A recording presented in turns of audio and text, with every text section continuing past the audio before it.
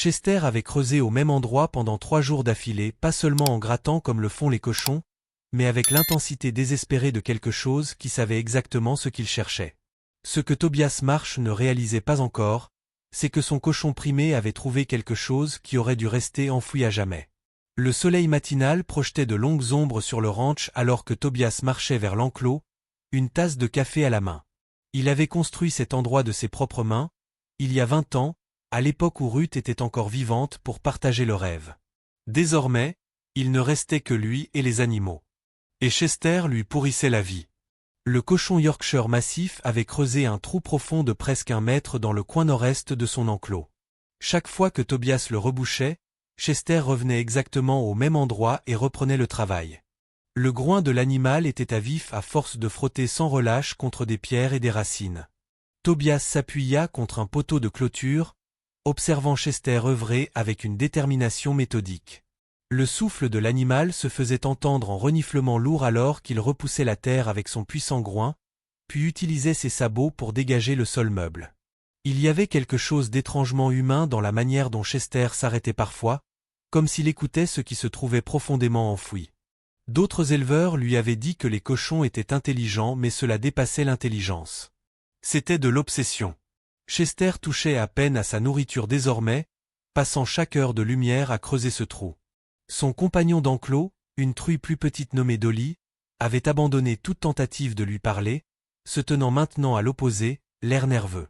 Tobias avait tout essayé, déplacer la nourriture de Chester de l'autre côté de l'enclos pour le distraire, mettre des barrières autour du trou. Mais Chester les renversait simplement et reprenait son ouvrage. Le plus étrange, c'était la précision de Chester. Les cochons ont tendance à fouiller de manière désordonnée, suivant leur nez au gré des odeurs. Mais Chester revenait chaque fois au même mètre carré exact, comme si quelque chose de précis l'appelait depuis les profondeurs. Tobias finit son café et secoua la tête. Cela faisait 23 ans qu'il élevait des cochons, et il n'avait jamais vu un comportement pareil. Ruth disait toujours que les animaux pouvaient sentir des choses que les humains ne pouvaient pas. Les tremblements de terre, les tempêtes, la mort qui approche. Mais qu'est-ce que Chester pouvait bien sentir, à 2 mètres sous terre? Alors qu'il faisait demi-tour pour rentrer à la maison, Tobias entendit un son qui le fit s'arrêter net. Chester avait cessé de creuser et émettait un bruit grave et plaintif, pas un grognement ou un cri de cochon habituel, mais quelque chose qui ressemblait presque à un sanglot. Tobias se retourna vers le trou. En toutes ces années sur ce ranch, il n'avait jamais entendu un animal faire un tel son. Et Chester le regardait droit dans les yeux, comme s'il essayait de lui dire quelque chose d'urgent. Il y avait quelque chose là-dessous, et Chester ne s'arrêterait pas avant de l'avoir trouvé. Cet après-midi-là, Tobias se retrouva debout au bord du trou, une pelle à la main. Il avait essayé de rejeter le comportement de Chester comme un simple instinct animal déréglé, mais ce cri plaintif l'avait hanté. 23 ans d'élevage lui avaient appris à faire confiance à son instinct quand quelque chose semblait anormal. Le trou était plus profond qu'il ne l'avait imaginé. Chester avait creusé un cercle parfait d'environ 1 mètre de diamètre, avec des parois abruptes montrant que le cochon travaillait de manière systématique plutôt que désordonnée. Le fond était durci par les allées et venues incessantes de Chester, mais sur les bords, Tobias pouvait distinguer des griffures dans la terre, presque comme si elles avaient été faites exprès. Il entra dans l'enclos, faisant reculer Chester à contre-cœur. Le cochon observait chacun de ses mouvements tandis que Tobias s'agenouillait près du trou et passait la main le long des parois. La terre avait une texture différente ici, plus meuble que l'argile compacte qui composait la majeure partie de sa propriété. Presque comme si cette section avait déjà été remuée par le passé. Tobias and Fonka la Pelofon du true. Elle s'enfonça plus profondément que prévu, rencontrant moins de résistance qu'elle n'aurait dû. Il creusa prudemment, retirant la terre une pelletée à la fois, tandis que Chester tournait en rond derrière lui, reniflant avec ce qui semblait être de l'approbation. À environ 1 mètre de profondeur, la pelle heurta quelque chose qui n'était ni de la terre ni de la pierre, quelque chose qui céda légèrement sous la pression, puis repoussa. Le cœur de Tobias s'accéléra alors qu'il dégageait la terre autour de l'objet. Un morceau de tissu apparut, un matériau bleu fané, semblable à une chemise ou une veste, enterré depuis des années. Tobias écarta plus de terre, révélant ce qui semblait être une partie d'un vêtement. Le tissu, bien que vieux, était intact, protégé de la décomposition par l'argile. Chester s'était tu, désormais parfaitement immobile, observant Tobias avec attention. Les autres animaux du ranch semblaient eux aussi sentir que quelque chose se passait. Les poules avaient cessé leur caquettement habituel, et même les chevaux, dans le pré au loin, s'étaient rassemblés près de la clôture, tournés vers l'enclos. Tobias souleva délicatement le tissu. Sous ses doigts, il sentit quelque chose de lisse et courbé. Il écarta davantage de terre et se retrouva face à ce qui était sans l'ombre d'un doute une cage thoracique humaine. Ses mains se mirent à trembler alors que la réalité le frappait. Chester n'avait pas creusé au hasard. Le cochon avait, d'une manière ou d'une autre, détecté des restes humains enterrés sous son enclos. Mais qui était cette personne? Et depuis combien de temps reposait-elle là? Tobias s'assit sur ses talons, l'esprit en ébullition. Ce ranch appartenait à sa famille depuis 3 générations. Son grand-père avait construit la maison d'origine. Son père l'avait agrandie. Et Tobias l'avait hérité propre et sans histoire. Il n'y avait aucun enregistrement de sépulture sur la propriété, aucun cimetière familial, aucune mention de quelque chose qui aurait pu expliquer la présence d'ossements humains ici. Mais quelqu'un était bel et bien enterré là. Et à en juger par l'état des vêtements et des os, cela faisait très longtemps. Chester poussa un léger grognement et s'approcha du trou, comme s'il demandait à Tobias de continuer à creuser. Les yeux du cochon brillaient d'une intelligence qui mettait Tobias mal à l'aise.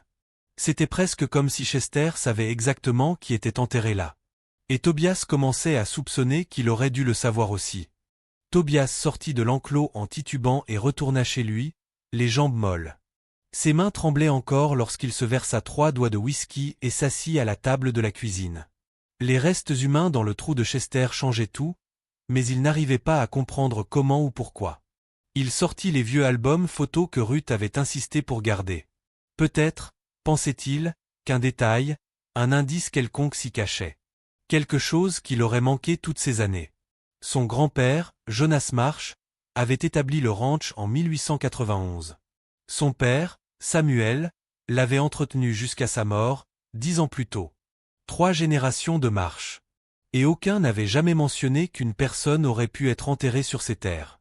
Tobias tourna les pages, regardant les visages sépia de parents depuis longtemps disparus, posant devant des bâtiments de bois brut, dans les vastes plaines poussiéreuses. Mais une photo, en particulier, le glaça d'effroi. Un cliché daté de 1923 montrait son grand-père debout près de la maison d'origine, aux côtés de plusieurs autres hommes. L'un d'eux semblait familier, bien que Tobias n'arrivât pas à dire pourquoi. C'était un homme grand et mince, portant une chemise bleue, le même type de tissu que celui que Tobias avait trouvé dans la tombe. L'homme se tenait légèrement à l'écart des autres, et sa posture trahissait une tension, un malaise. Au dos de la photo, quelqu'un avait écrit des noms au crayon. Jonas, Samuel, Marcus Webb, Theodore Pike. Marcus Webb.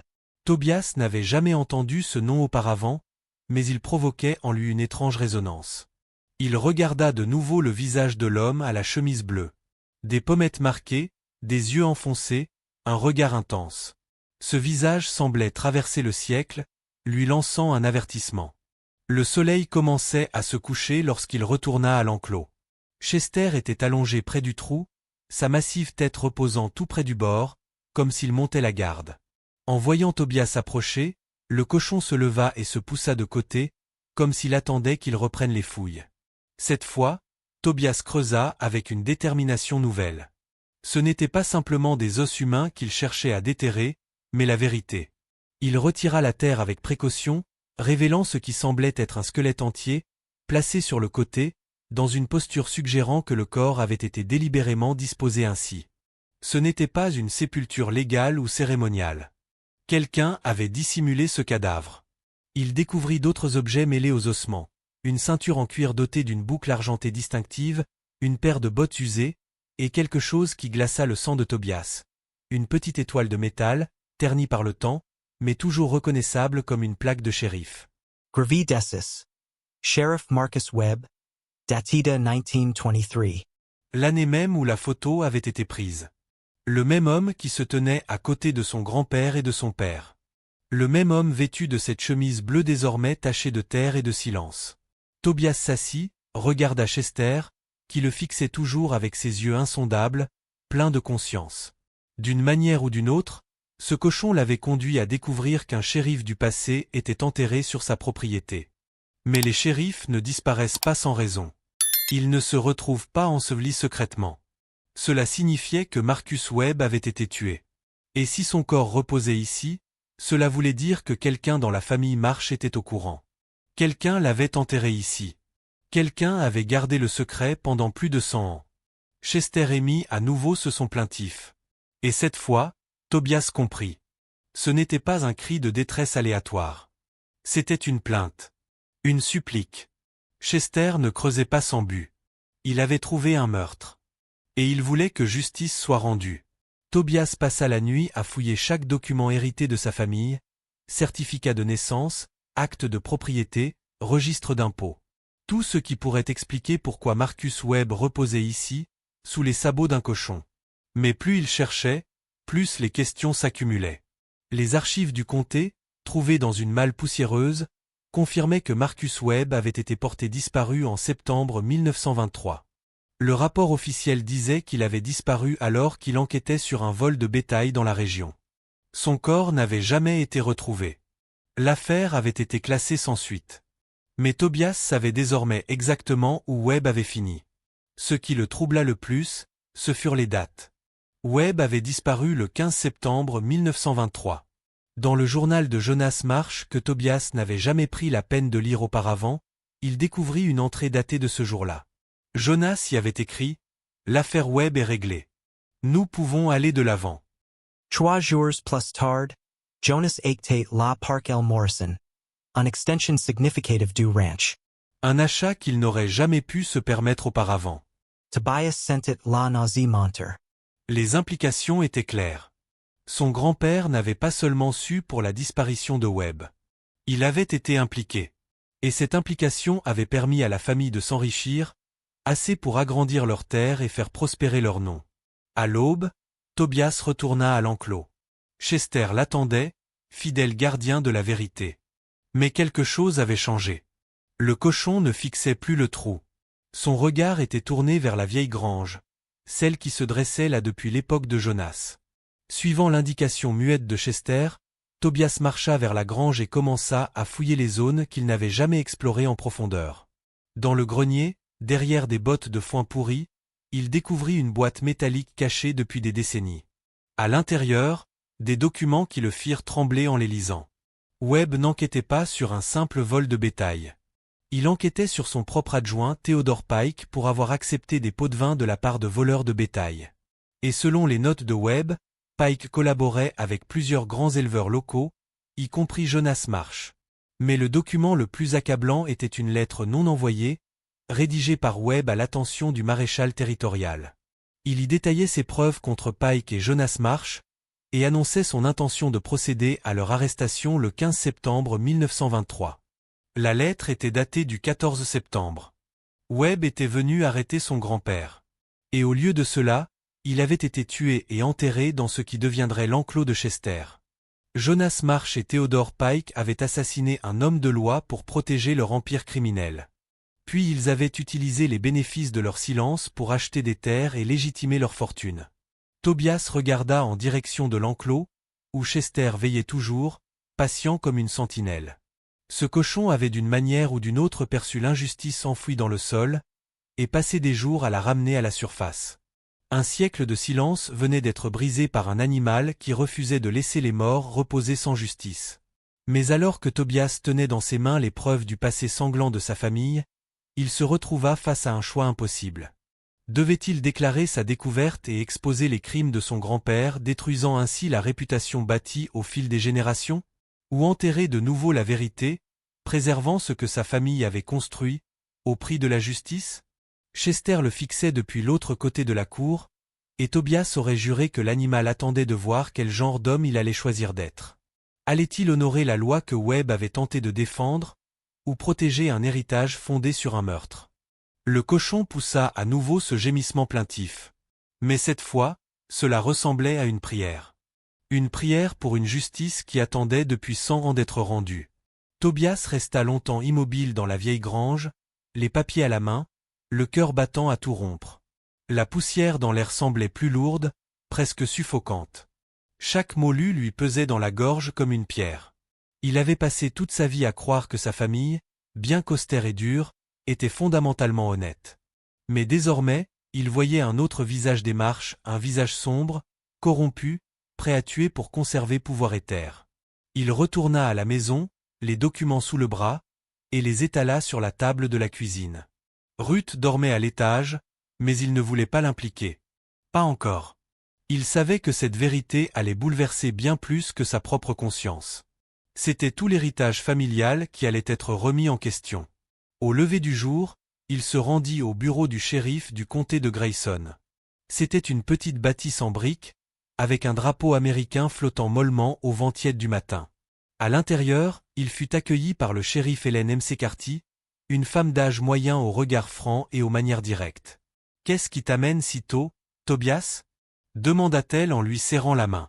Il hésita un instant, puis posa la boîte en métal sur son bureau. « Je crois que j'ai trouvé quelque chose, que vous devez voir. » Il lui raconta tout. La découverte de Chester, les ossements, les objets personnels, la plaque de shérif. Puis les documents trouvés dans la grange, les journaux de son grand-père, la lettre de Webb. McCarty écouta in silence, le visage grave. Lorsqu'il eut fini, elle ouvrit la boîte et examina les papiers avec soin. « Si c'est authentique, dit-elle lentement, alors c'est une affaire de meurtre, vieux de 100 ans. »« Oui, » répondit Tobias. « Et ma famille est au cœur de tout ça. » Elle hocha la tête. « Tu es prêt à ce que tout le monde le sache ? Ça va salir le nom Marsh. Peut-être à jamais. » Tobias fixa le bois usé du bureau, puis releva les yeux. « J'ai passé ma vie à marcher dans les pas de mon père, de mon grand-père. Mais ce n'est pas leur silence que je veux perpétuer. Ce n'est pas un héritage que je peux transmettre à mes enfants. Il faut que la vérité sorte. Même maintenant. Surtout maintenant. » McCarthy appela le médecin légiste et une équipe de fouilles spécialisée. Le site fut sécurisé, les restes exhumés avec précaution. Les ossements, bien que anciens, furent authentifiés comme humains, et la plaque de shérif examinée par un expert. L'inscription, malgré l'usure, correspondait parfaitement aux registres historiques du comté. Un article de presse fut publié 2 jours plus tard dans la Grayson Gazette, titré « Un meurtre centenaire révélé, le shérif Marcus Webb retrouvé ». Les journalistes affluèrent, les historiens se passionnèrent, et les rumeurs allèrent bon train dans toute la région. Beaucoup refusèrent de croire que Jonas Marsh avait pu tuer un homme. D'autres, au contraire, affirmèrent qu'ils avaient toujours su que cette famille cachait quelque chose. Mais ce qui surprit Tobias, ce ne fut pas la réaction des étrangers, mais celle des siens. Ruth, lorsqu'il lui montra les documents et expliqua ce qu'il avait fait, le regarda longuement avant de dire « C'est le plus courageux des actes que tu pouvais faire.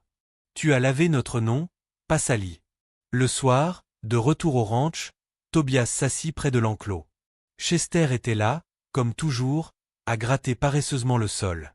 Le trou avait été comblé, le squelette emporté par les autorités. Mais l'énergie étrange du lieu persistait. Une tension dissipée, mais un poids toujours présent. Tobias tendit une pomme au cochon, qu'il la prit avec délicatesse. Puis il lui parla, comme à un vieil ami. « Tu savais, hein ? Tu savais qu'il y avait quelque chose là-dessous. Et tu n'as pas arrêté jusqu'à ce que je voie. » Chester grogna doucement, comme en réponse. Les jours suivants furent étrangement calmes. Le ranch retrouva son rythme habituel, nourrir les bêtes, réparer les clôtures, surveiller les pâturages. Mais quelque chose avait changé dans l'air. Tobias se sentait plus léger, comme si une chaîne invisible s'était brisée. Et Chester ? Le cochon any cruza plus. Il passa ses journées à se prélasser au soleil, mangeant, dormant, vivant. Sa mission, semblait-il, était accomplie. Jusqu'à ce qu'un matin, Tobias le trouve debout, figé, fixant un coin éloigné de la propriété là où se trouvait l'ancien puits, désaffecté depuis les années 50. Le cochon restait là, immobile, fixant la vieille structure de pierre moussue, comme s'il y entendait quelque chose que personne d'autre ne pouvait percevoir. Tobias sentit une étrange angoisse monter en lui. « Pas encore, » murmura-t-il. « Pas là aussi. » Mais Chester ne bougea pas. Et Tobias sut, avec une certitude glaciale, que tout n'était pas encore terminé. Tobias resta un long moment à observer Chester, fige devant le vieux puits de pierre. Le cochon ne bougeait pas même d'un sabot. Il semblait en transe, comme attiré par une force que seul lui pouvait sentir. Le puits était là depuis toujours, bien avant la naissance de Tobias, un vestige du passé que personne n'utilisait plus. Il avait été recouvert d'une dalle de béton dans les années 50 après que des enfants aient failli y tomber. Depuis, il n'était guère plus qu'un décor oublié au fond du champ nord. Mais maintenant, Tobias savait que rien sur cette terre n'était là par hasard. Il s'approcha lentement, le cœur battant fort dans sa poitrine. Chester tourna brièvement la tête vers lui, puis la reporta immédiatement vers le puits. Il poussa un grognement bas, presque anxieux, comme s'il avait peur de ce qu'il allait découvrir, mais savait qu'il fallait continuer. « Tu veux que je regarde, hein » demanda Tobias, la gorge sèche. Le cochon répondit par un bruit guttural et recula de quelques pas, lui laissant l'accès libre. Tobias écarta les hautes herbes qui entouraient la base du puits. La dalle était fendue sur le côté, presque imperceptiblement. Il s'agenouilla et passa la main dessus. Une fine ligne serpentait du centre vers le bord, là où le béton avait cédé, probablement à cause du gel et du temps. Il alla chercher un pied de biche dans l'atelier. Le métal grinça contre le béton, puis, dans un craquement sec, la dalle bascula légèrement, dévoilant une ouverture sombre, béante, d'où s'échappait une odeur stagnante de terre humide et de bois pourri. Une échelle rouillée descendait dans l'obscurité. Tobias pointa une lampe torche dans l'ouverture. Il ne voyait pas le fond. « Tu veux vraiment que j'y aille » murmura-t-il à Chester. Le cochon s'assit lourdement à côté du puits, grognant faiblement. Tobias soupira, attacha la lampe à sa ceinture, et descendit lentement les barreaux tremblants. L'air se faisait plus froid à mesure qu'il s'enfonçait. Une dizaine de mètres plus bas, il atteignit le fond, où ses bottes s'enfoncèrent dans une couche de boue et de débris. L'odeur de moisissure était âcre. La lumière de la torche révéla des murs de pierre couverts de mousse, et au centre, quelque chose d'incongru, une porte en bois. Oui, une porte. Enfouie dans les fondations du puits, comme si celui-ci avait été bâti par-dessus une ancienne structure. Tobias sentit un frisson remonter sa colonne vertébrale. Il s'approcha prudemment. La poignée était rouillée, mais lorsqu'il tira dessus, elle céda dans un grincement lugubre. La porte s'ouvrit sur une petite pièce souterraine. Et là, il vit ce qu'il n'aurait jamais imaginé. Des caisses. Des dizaines de caisses en bois, empilées soigneusement. Certaines portaient encore les sceaux du gouvernement fédéral. D'autres étaient marquées du nom de compagnies ferroviaires ou d'agences de transport de bétail. Mais ce qui attira immédiatement l'attention de Tobias, c'était le contenu de l'une d'elles, entr'ouverte, des liasses de billets. Des dollars d'époque, soigneusement empaquetés, conservés dans un état étonnamment bon. Et ce n'était que le début. En ouvrant les autres caisses, il découvrit des armes, des documents, des registres, et même plusieurs télégrammes cryptés.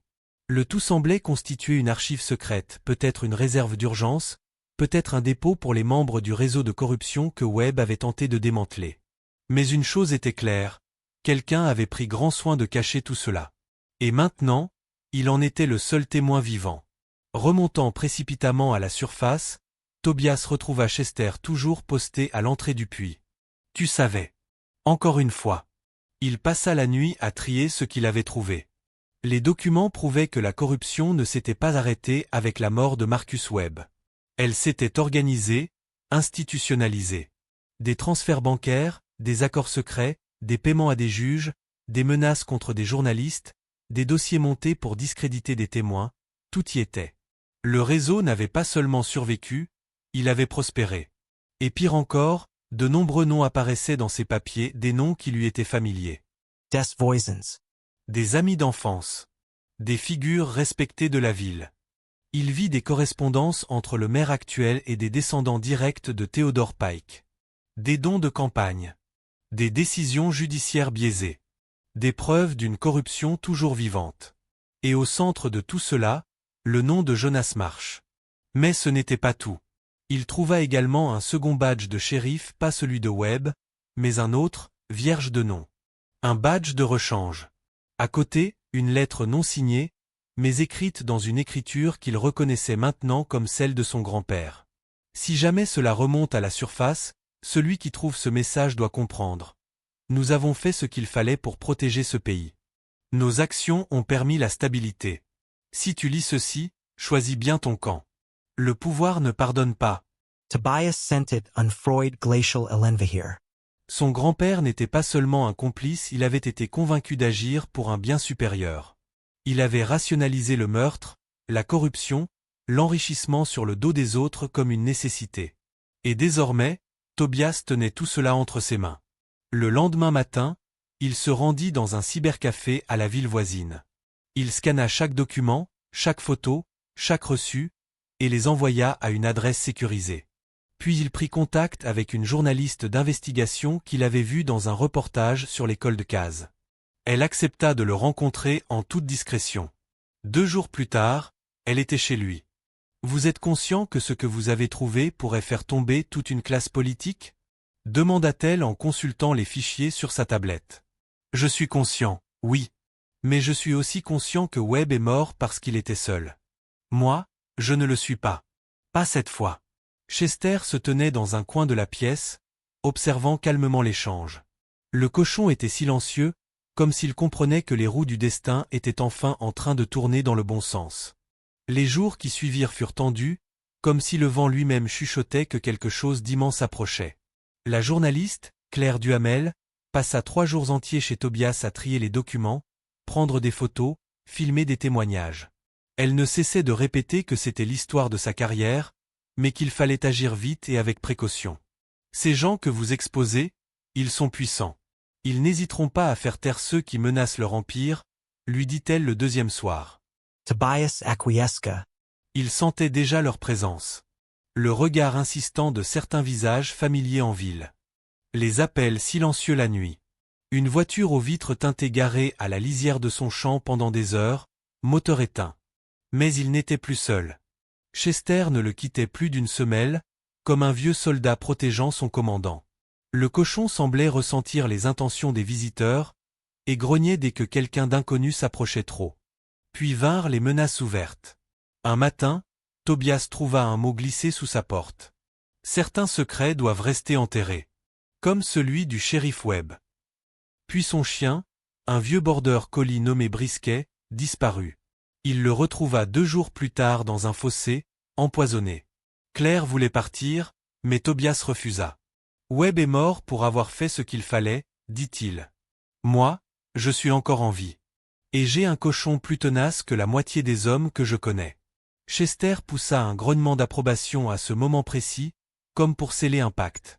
Ensemble, ils mirent en place un plan. Claire contacterait plusieurs rédactions en simultané, un grand journal national, 2 chaînes de télévision, et une plateforme indépendante de lanceurs d'alerte. Ils diffuseraient les preuves en même temps, de façon coordonnée. De cette façon, personne ne pourrait étouffer l'affaire avant qu'elle n'éclate publiquement. Pendant ce temps, Tobias prépara le terrain. Il mit en sécurité les documents originaux dans 3 endroits différents. Il parla à Martha Kellerman, l'historienne du comté, qui lui confia qu'elle avait elle aussi été menacée des années plus tôt. « Tu sais ce qu'ils ont fait à mon oncle ? Il avait trouvé des traces d'un corps près du ruisseau Thompson. 3 jours plus tard, il est tombé accidentellement dans sa propre grange. La corde n'était même pas bien nouée. Lusang de Tobias esse Glocka. Il tue toujours ? Demanda-t-il. Non, dit-elle. Ils font pire, ils vous effacent. Ils vous font passer pour fous, menteurs ou traîtres. Et ça marche, la plupart du temps. Mais cette fois, il n'avait pas prévu Chester. Le jour de la publication approchait. Claire avait tout planifié. À midi pile, les serveurs allaient lancer les fichiers. Des journalistes attendraient déjà à la grille de la ferme. Tobias, quant à lui, avait accepté de donner une conférence de presse improvisée devant le portail du ranch.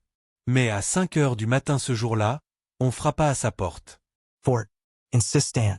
Tobias ouvrit en tenant un fusil derrière la porte, mais ce qu'il vit le désarma plus encore que la peur. Raymond Pike, le chef de la police du comté, entouré de 6 hommes armés. Vous êtes en état d'arrestation pour possession de documents volés et atteinte à la sécurité nationale, dit Pike d'un ton glacial. Vous plaisantez ? Dit Claire qui descendait les escaliers, caméra en main. Ceci est une affaire fédérale désormais. Vos enregistrements sont sous scellés. Mais Tobias sourit. Vous êtes en retard, Raymond. Le monde entier a déjà les fichiers. J'ai envoyé tout ça hier soir. Un court silence suivit. C'est fini. Les morts parlent, maintenant. Et vous ne pouvez pas faire taire un siècle d'injustice. C'est alors que Chester, surgissant de nulle part, fonça entre les hommes armés. Il ne frappa personne, mais se plaça devant Tobias, grognant, les poils hérissés, prêt à charger au moindre geste brusque. Raymond Pike Pallet. C'est lui, hein? Le cochon. Celui qui a tout trouvé. Oui. Et il ne va pas vous laisser faire. Les sirènes commencèrent à retentir au loin. Des agents fédéraux, prévenus par Claire, arrivaient. 3 SUV noirs passèrent le portail au moment où Pike sortait son arme. Mais il ne put la lever, Chester se dressa brusquement, grognant avec une telle intensité que les hommes reculaient d'instinct. Les agents fédéraux encerclèrent la scène. Claire filmate Deja. Pike fut désarmé, menotté. Les autres suivirent. Il hurlait encore que vous ne comprenez pas ce que vous faites, vous allez détruire notre pays. Mais personne n'écoutait plus. La vérité parlait, enfin. Et elle avait pris la voix d'un vieil homme et d'un cochon qui refusaient de laisser les morts sans justice. Ce qui suivit fut un raz-de-marée